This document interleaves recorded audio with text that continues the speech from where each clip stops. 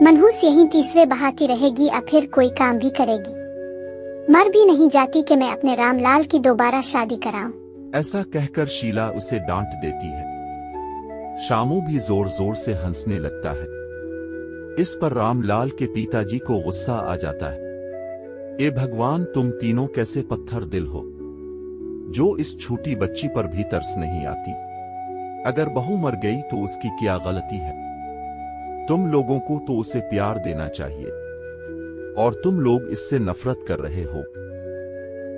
तुम तो छपी रहे, ज्यादा इंसानों के देवता ना बनो, नहीं तो रात में खाने को नहीं मिलेगा। और तो खड़े खड़े क्या देख रही है? ऐसा कहकर रामलाल की मां काजल को वहां से भगा देती है।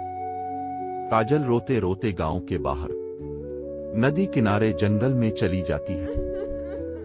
आज अगर मेरी माँ जिंदा होती